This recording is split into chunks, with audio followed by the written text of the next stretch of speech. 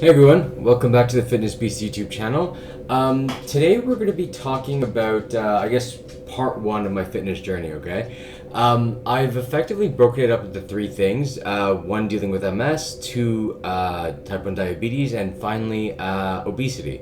I've had all three, and yeah, so I'm going to be discussing specifically MS today, because it was the most recent of the things I've gone through, and it probably had one of the biggest impacts on the way I approach everything with fitness.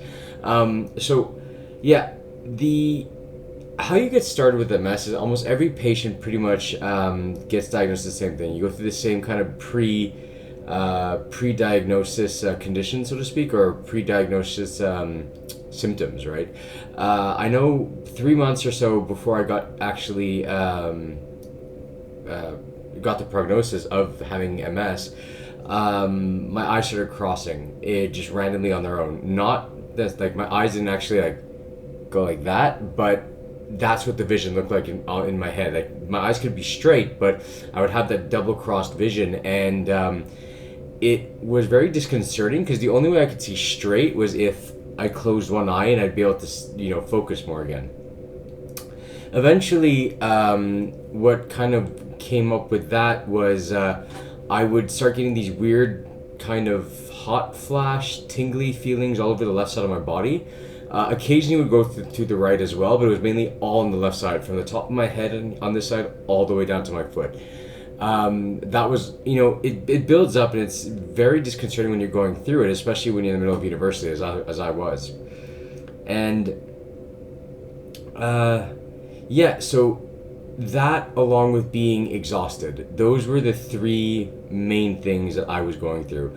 And as I was getting closer and closer to my that tipping point, I'll call it, the final thing that kind of set it off, that had me at the hospital and diagnosed with MS, the feeling in the left side of my body gradually got worse, as in I would start feeling less, it would come in flashes and whatnot. It was just really, really strange until I think it was January 6th, and roughly 13 years ago, I was at a pub with my friends at downtown Montreal, and it was a rather emotional time. I had just broken up with my ex-girlfriend, and overall I was just feeling kind of very unstable and things like that. And so my favorite band starts playing up on the stage, and I go off, I separate myself from the group, and I'm listening to them play. Everything's fine, I'm having a drink. The next thing I realize is I'm all of a sudden walking outside the main entrance with one of my good friends with his hands on my shoulders going, Dave, calm down, relax. The ambulance is on its way. They're going to take care of you, Are you feeling okay? How's everything going? And the only thing I remember saying to him was, I want to go home. I don't feel good. Then I started getting conscious of what I was saying. I was kind of being repetitive. And I said, yeah, no, I just don't feel good. I think I need to go home and rest a bit. And he's like, no, Dave, you had a seizure, and the ambulance is here to bring you to the hospital. Shocking to me, because I was standing, I had no recollection of this at all, and yeah, I was just I was just told I had a seizure, which was shocking to me, Ambulance pulls up, I get to the hospital, they run a bunch of, CT scans, MRIs, all that kind of stuff, and they found 3 lesions in my brain, or on my brain rather, and the head of neurology for the entire hospital I was talking with, and he said that, asked me about symptoms, if I had any symptoms leading up to the moment, all that kind of stuff. I described how I had felt, and he goes, yeah, well, given what we see on the tests, you have multiple sclerosis, and given the progression and everything like that you described, it's progressive MS, so chances are it'll get worse. And then, of course, at that point, like this, I'm shortening the version because I want to make this video as short as possible, because I could talk, at length about it. But this was the next day. I'd stayed overnight. My parents or my mother had arrived, and I remember asking the doctor, I'm like, okay, so what's the prognosis exactly?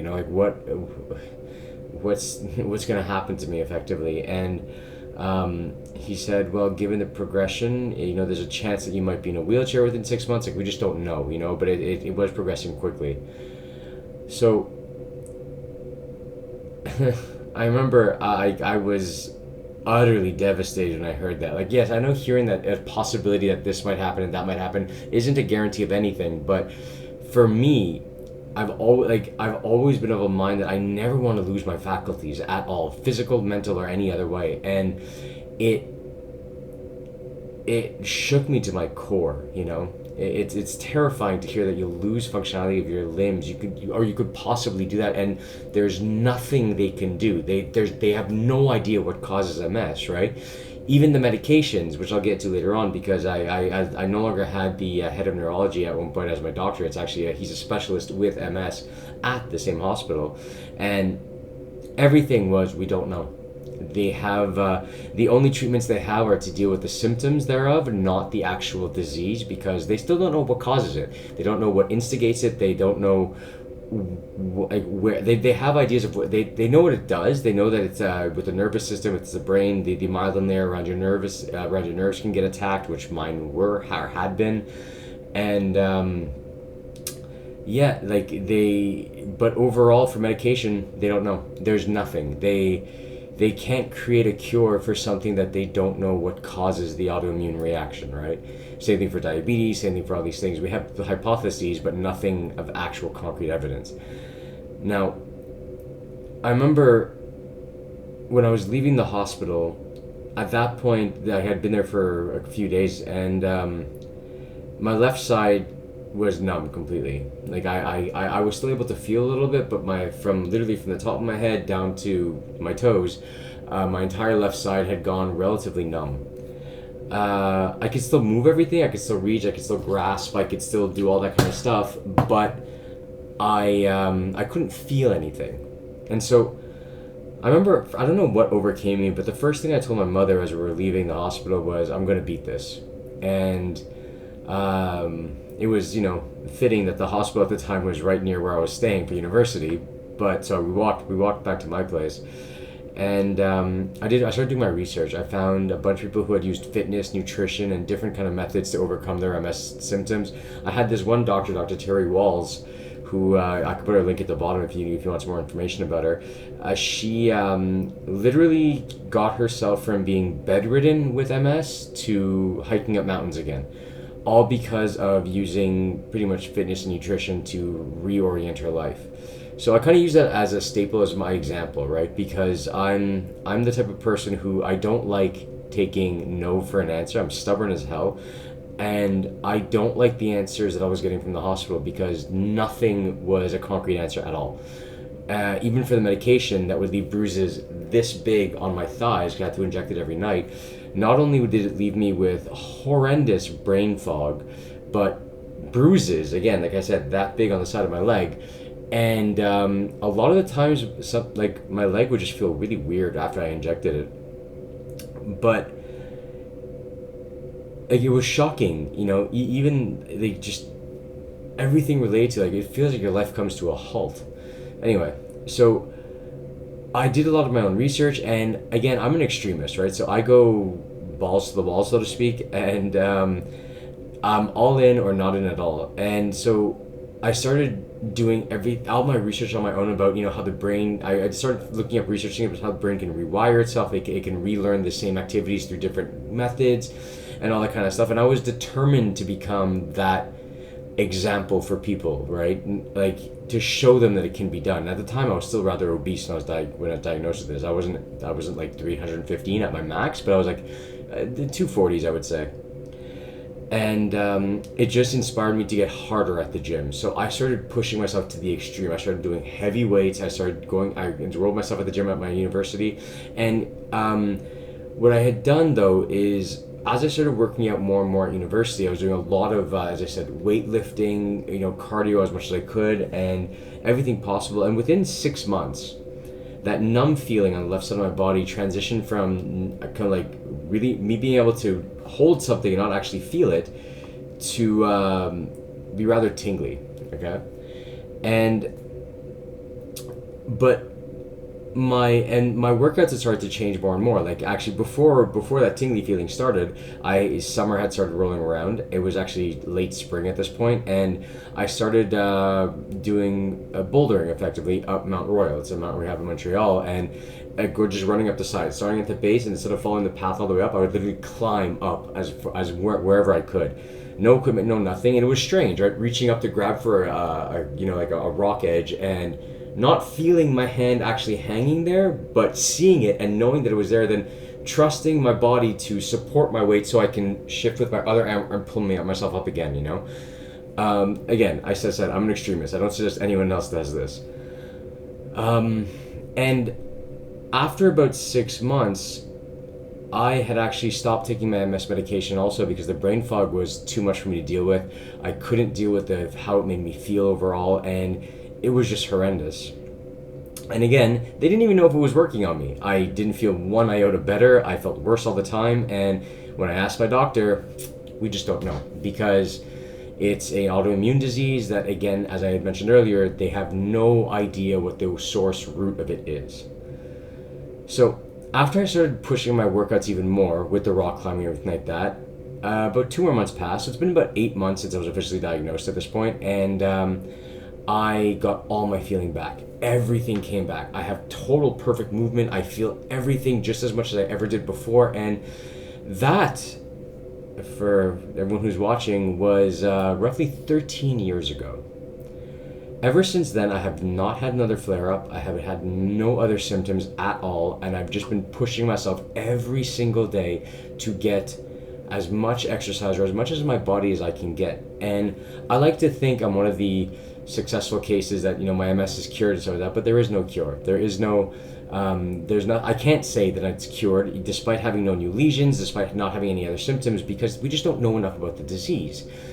And along with that, it's just science doesn't allow for that kind of prognosis. Science doesn't allow to say fitness cured it, because there's no proof that that's what assuaged all my symptoms or anything like that. So I tell myself every single day that I've beaten it, but I know for a fact that's not necessarily true.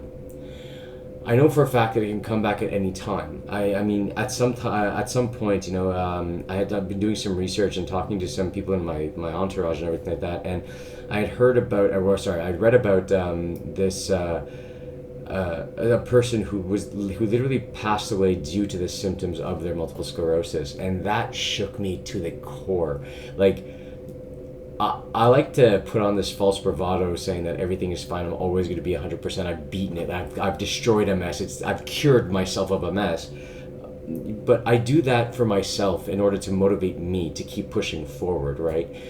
I know there's a very, very real possibility that I'm going to get hit again with it soon, potentially. Well, I don't even know that, because I haven't had it for 15 years or 13 years at this point, despite the fact that I was relatively reassured that I would be getting symptoms.